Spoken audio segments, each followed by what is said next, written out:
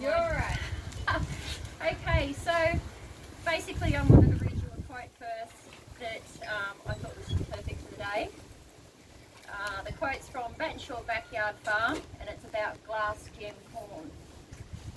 When you're a seed saver, you're participating in the selection process which helps improve your crop over time.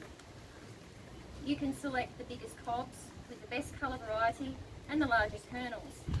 You pick seeds from the first to ripen, the most disease resistant, and the best corn cobs formed from the tallest and strongest plants.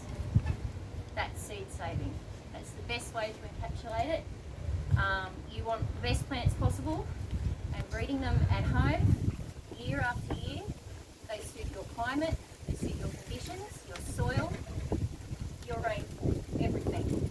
So that's what we're here to talk about today. So I'm going to run through a basic list of stuff that I use, which is all really easy stuff, kitchen stuff basically. I use big bowls like this for winnowing seed and sieves for getting out the big stuff when we're seed saving. Mainly for stuff that we want to keep and dry for a long period of time. If we're storing for drying, I use old pillowcases. They're really easy to hang up, they're really easy to wash. I just put them inside out so that you don't get anything caught. There's nothing to catch on if you put them inside out. They're reusable, so there's no waste. I use brown paper bags. I put seeds that I want to dry that need extended periods of timing in brown paper bags on the front of my fridge. It's one of the warmest, driest places in anybody's house. So what kind of seeds do you put in each of those bowls? Well, it just depends. Any type of seed can go in those bowls, but it's when you're winnowing, you're really doing it with large numbers of seeds. So, for example, rainbow chards, your mustards, all of those things, you get large amounts of seeds, and that's where the pillowcases are perfect because it catches all of that comes out. Mizunas, all of those things, your Asian greens, they all have tiny little seeds that can fall out of the pods so easily, and the pillowcases just catch all of them. And then you can empty it all in the bowls and shake the hell out of them on a gentle breeze day. If you do it on a windy day, you're going to lose your seed, unfortunately. So you do it on a gentle breeze day and you shake it and you give it a gentle blow, and that pushes the dust and the debris off and leaves you with the seed behind that you can save. And when you're storing it, envelopes, things like that, and then into airtight containers, I use biscuit tins. I love biscuit tins because it excludes the light. You can use snap-lock bags as we do in the seed bank because they're reusable, and I reuse them all rather than having to buy new ones all the time. So what I wanted to touch on is just a few basic seed saving techniques that I employ at home. Everybody's always asking me about cucamelons. So cucamelons I found really difficult to germinate from dry seeds, and I've had so many people say the same thing.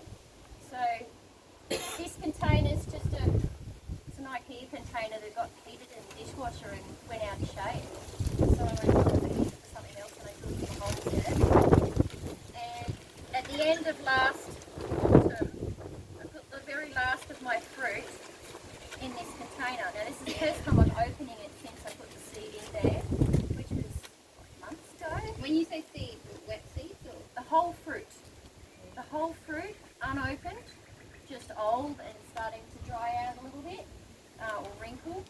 And all I've done is pop them in the soil and covered them scantily with soil.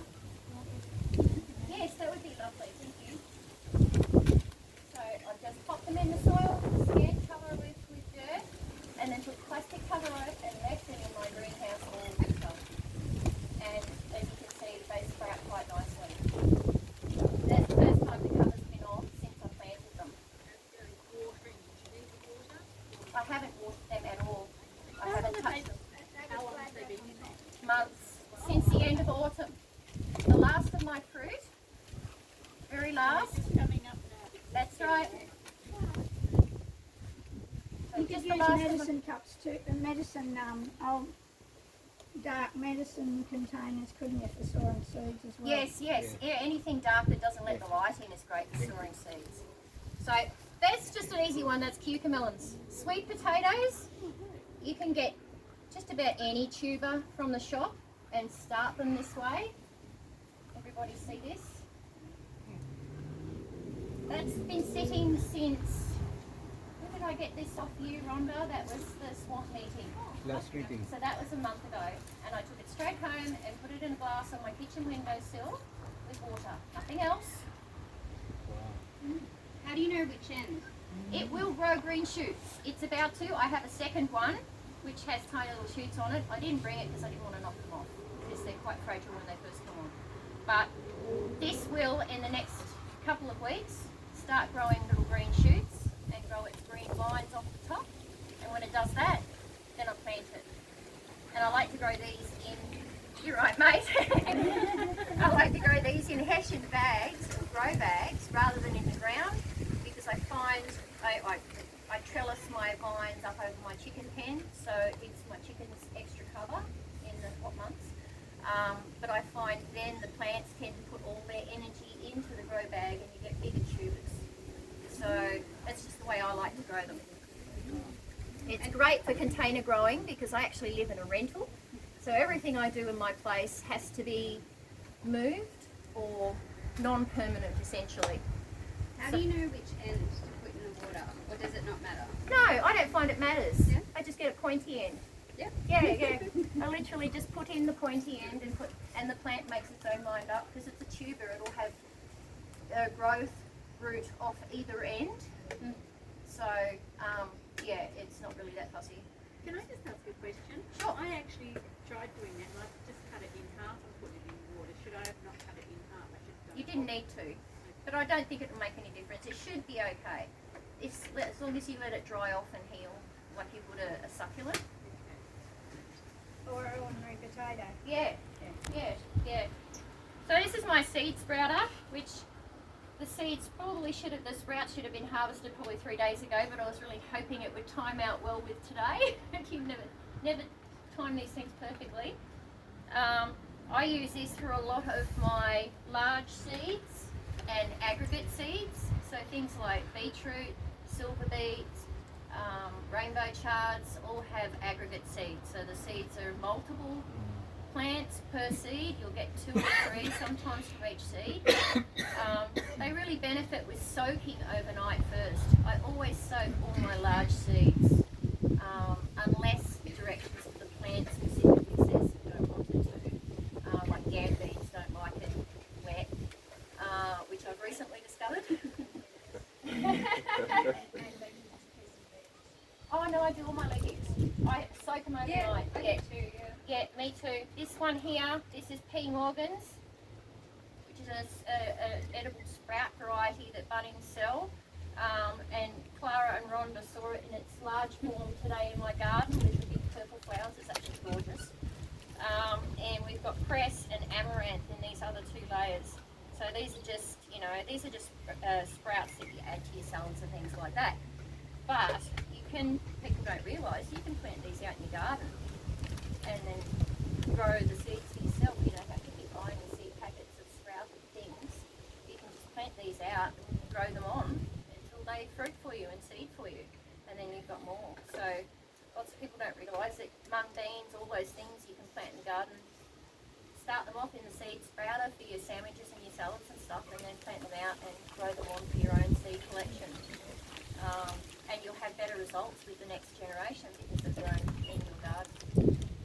So, but yeah, I use this for peas, I use this for beans, for aggregate seeds, any large seeds, really, anything large, I'll soak overnight, or if I don't think it's hydrated enough after one night, I'll leave it for 2.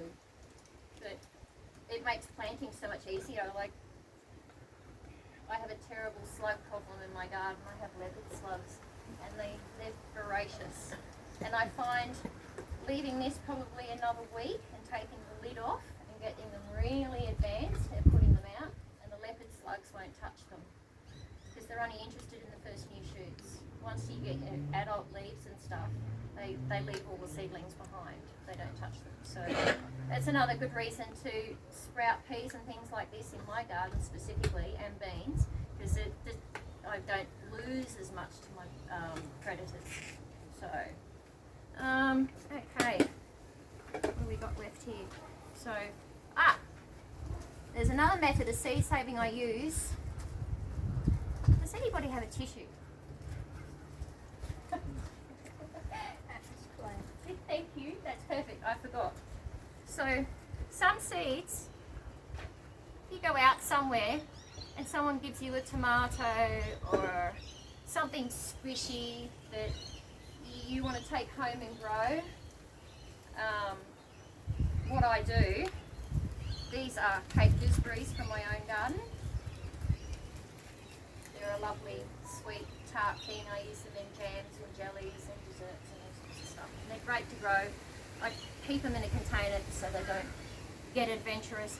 But what I do is I just squish it, and these guys are very much structured like a tomato on their inside. So I don't know if you can see that.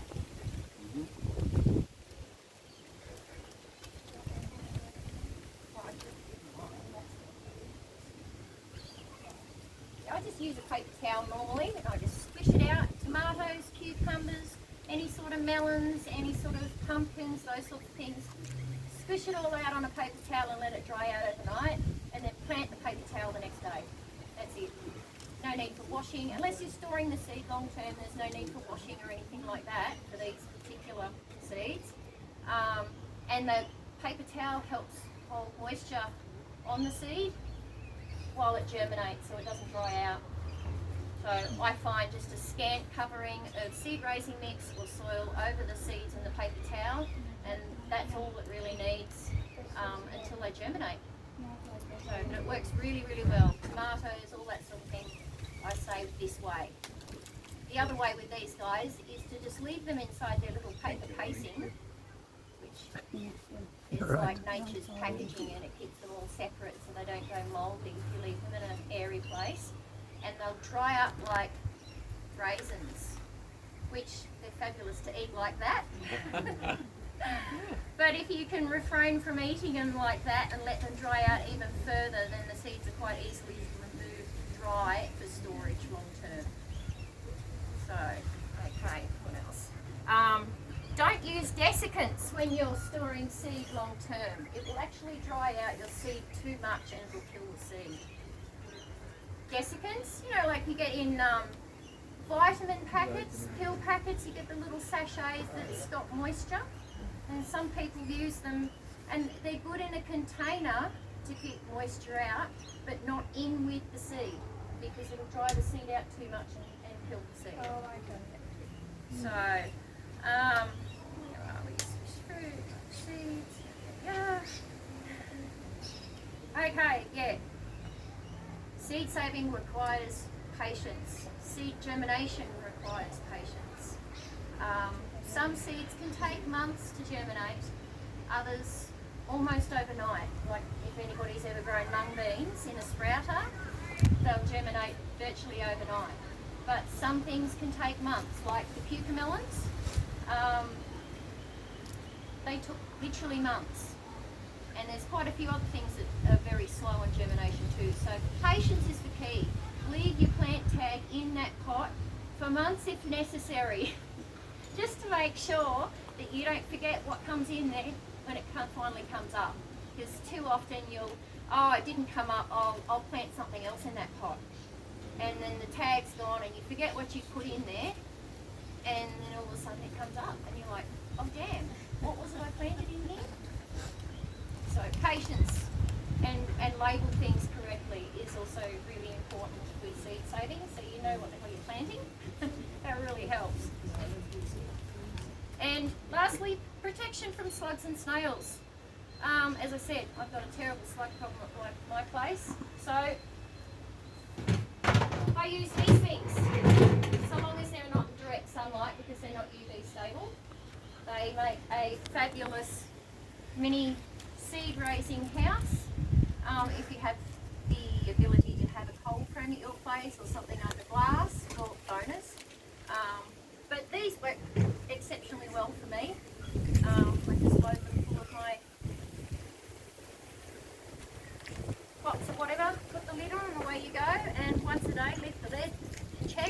don't. Once they're in there, they don't need to be watered until after they're sprouted anyway.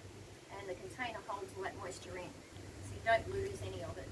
So yeah, great for seed raising.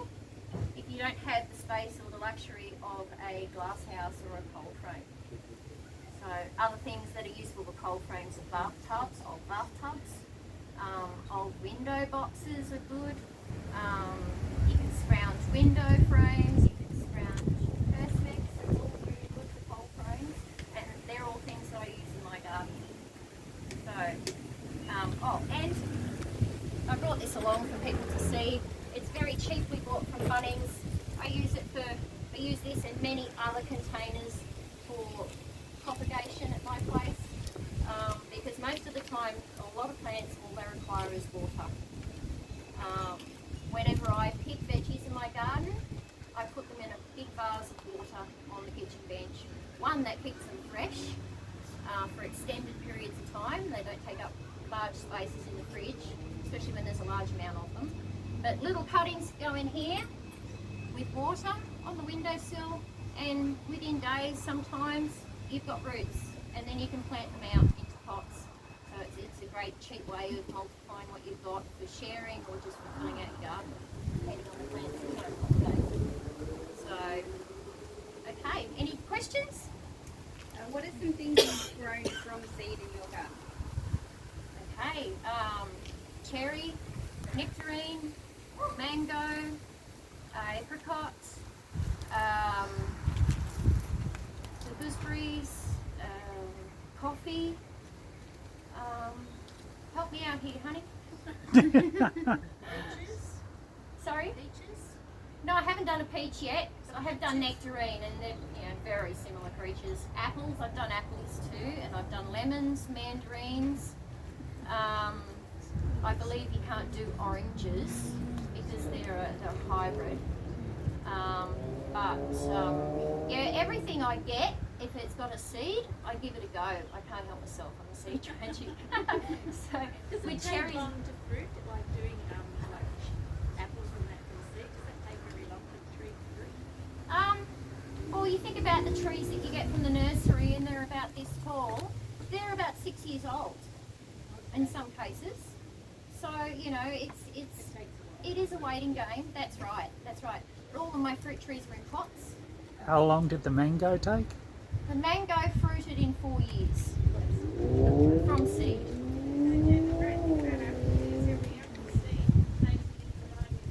Yeah, I know.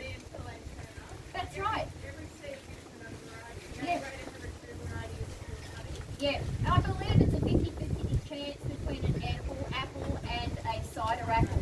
Either way, we're not part growing, but they're brewing as well. So yeah, it's a lottery when you grow from seed, because you have to wonder what's it been pollinated with, from what variety has pollinated that variety that the fruit grew on. So when you're growing multiple varieties of tomato at home, you can't guarantee that the fruit is going to breed true, because it's probably been cross-pollinated with something else, unless you've been really, really careful and isolated. So seed saving and propagation is an evolutionary project. It evolves over time, and it's different for everybody, because your yard's different, your climate's different, your soil's different, you're different. So it's one of those things. It's a very individual journey that everybody can experience and share, and everybody gets something different out of it, including wonderful vegetables and fruit. So and the stronger genetics for what you're growing too for your area, if you want to put it that way. Any other questions? What do you use as your potting seed raising mix, or is that a secret recipe? I use the cheap ass potting mix I can get my hands on. The So cheapest you stuff available. buy your own. Yep. I just buy, I quite often buy the really cheap stuff from either Bunnings. Bunnings have a fine, the really cheap one is quite fine. I don't mind using that for cuttings and seeds, it's fine. And I buy the really cheap stuff from Woolies, only because Woolies is very close to me, and got a heavier, barkier sort of mix that I use for potting up trees and things like that. But then I add chicken manure and cow manure and compost and that sort of thing. So I dress up the potting mix myself. Yeah, because I've made mine out of my finely crushed eggshells and sieved compost. Yep. That I've made Perfect. overnight, but then I mix it. That sounds good. And I sort of swirl when it looks right. Yeah. Soil should smell good. That's the other thing. You know, if you're doing composting and that sort of thing, it should smell good. It should have a balanced microbiome. So, if it smells bad, then you've got an imbalance there somewhere. There's some pretty good books on the subject that I'm sure I can share some info into the club later and do a post or something. So, yeah. Any other questions? Let's get back to the growing fruit from your seeds. I was always worried about, like, if it came from a grafted tree or whatever, that it wouldn't actually produce food at all, like fruit at all from peach trees. So I had two come up in the garden. I thought I'll grow them, which I have been growing. They're flowering now. Last year I got a bit of fruit off one of them, but it was all, the fruit didn't form properly. Yep. So I don't know whether it was just the conditions or whatever, so I didn't. Well, you can graft onto a rootstock for better performance. Yeah, you can graft back onto a rootstock quite easily once you've got them growing like that. Is it worth persevering for another year just to see how? Oh, definitely, always. You can always start more. You know, it's always worth the experiment in my book. Because the avocados obviously are easy; they just seem to come up quite easy. So Yeah, they don't like their roots being played with too much, but avocados are so easy to germinate. Right. So with the stone fruits, things like that, I very gently tap the shell with a hammer to break it open and get the seed out. The seed looks a bit like a almond kernel, and then I soak them to rehydrate them because quite often they're quite shriveled. And I soak them in my seed sprouter to rehydrate them. And then I keep them damp between paper towels until I see them start to germinate, and then I'll put them in a pot with soil, scant soil, and keep them misted and damp until I see good growth, and then they're fending for themselves to some degree after that. Is it true that you can use the actual avocado seed, like powder it down, like powder it down? I believe so. Yeah, and use it on whatever? Yeah. There's lots of medicinal uses and beauty uses and food uses and all sorts of things. I'd suggest Googling it because avocado seeds, lots of people are using it for all sorts of things now. It's like mushroom biofabrication. It's taking on a life of its own, it really is. So, anything else? What's your favourite seed that you've saved? I have to say it's got to be mango. Was my personal yes, woohoo! I've actually planted that mango tree out in my community garden where I live in Shane Valley Bay because it needed to go out of the pot and go into the ground, and it's in a space now where it'll produce for the community for 30 years to come, and it looks quite happy. But yeah, germinating the mango from seed. I don't know if anybody of you ever tried germinating a mango from seed. You cut the side of the furry piece that you get from the centre, you cut the side off and the seed is inside. It's like a leathery shell almost. And you take the seed out and then you keep that moist between paper towels until it sprouts, and then again into a pot, scant covering the soil until you see a green shoot, and then you can pot it out. And I think it was 3 years before I got my first fruit in the pot. So yeah, I was like, woohoo! My first mango from fruit I grew from seed. I was so pleased, yeah. So that's my personal little woohoo, I think, definitely. So, well, thank you all for coming today and listening to me to ramble on at you. Thank you. I hope you enjoy the munchies that I brought. Yes. Rhonda, should we get Jen to do the raffle? Maybe you could tell us about one of the prizes there. Oh, okay, yeah. Well, the raffle prize, one of them is a a mat. It has a non-slip backing on it, and it was crocheted by me. And what else have we got? We've got passion bags. We've got a book on detoxing your home. We've got eggs. And what's this? So this is one prize. This is a prize. Yep. It's a children's box, Garden journal. So we've got some eggs and some chili Yum. and an apron. Yeah, would anybody else like to buy any tickets before we do the draw?